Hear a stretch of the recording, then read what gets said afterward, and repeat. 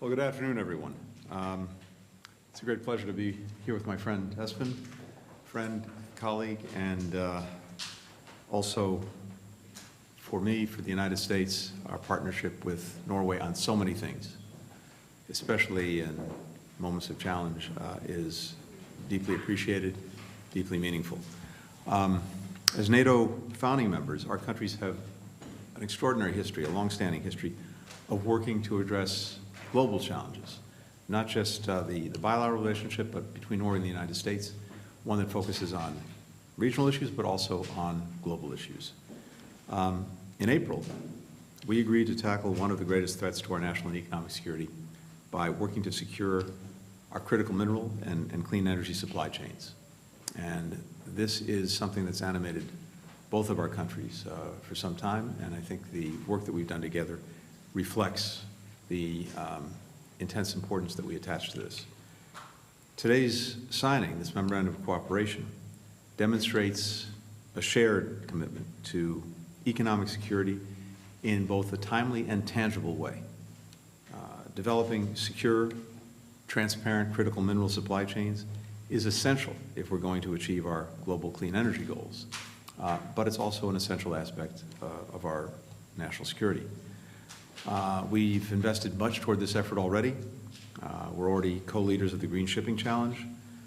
A substantial portion of Norway's government pension fund global, the largest sovereign wealth fund in the world, is invested in U.S. renewable energy infrastructure. And Norway, of course, is also leading the way in decarbonizing even the most carbon-intensive industries, setting a remarkable example for so many around the world.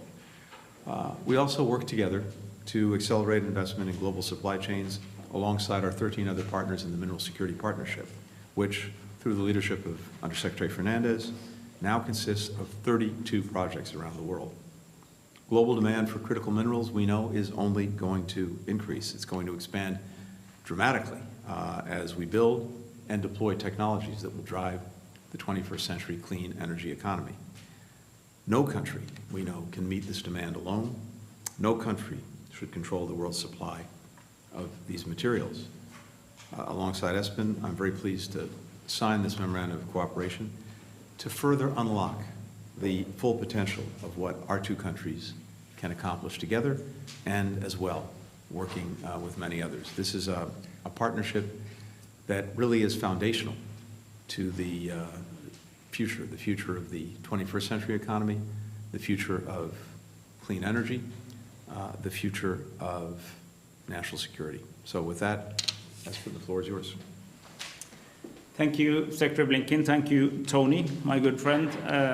I'm really thrilled to be here today and that we now can sign this Memorandum of Cooperation on critical minerals. Let me first say that I want to express my solidarity and give my condolences to the people that are affected by Hurricane Helene, which has been very devastating to many parts of this country, and yet another example of why we need to accelerate cooperation on climate change and to work on decarbonization. Climate change has been a very good experience over these years of the Biden administration. I very much appreciate the strong leadership that you have taken, and I've also had the opportunity to work very closely with you on those issues. And out of that comes, of course, an interest in what do we need more of when we do less of the old. And as you very correctly said, Tony, in the 21st century, we will need critical minerals as raw materials for almost everything new, both how we produce clean energy, but also how we use clean energy. And on top of that comes a significant change in geopolitical affairs, which is problematic, but which we need to be honest about and relate to. And it is particularly important that close friends and allies also understand the economic consequences of these geopolitical complications, because we don't want that any country have a total dominance of the sources of, for instance, critical minerals. Norway is the #1 exporter of cobalt to the US, the #3 exporter of nickel. We are the largest producer of graphite in Europe. Our geology is full of these minerals. So it is for us important to establish these links, which I think brings us together economically, but also secures strategic partnership, not only as ever in the military and political field, but also in the economic field. It will build security, resilience, reliability in the value chain, and it will make it more easy to work forward faster, both to be more sovereign and secure on each as Western countries together,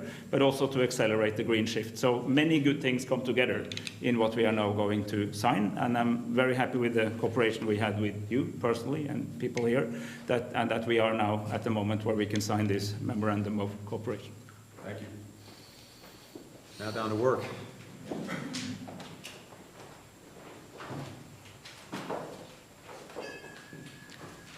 Secretary Blinken and Foreign Minister Eide are signing the Memorandum of Understanding concerning cooperation on high-standard, market-oriented trade of critical minerals.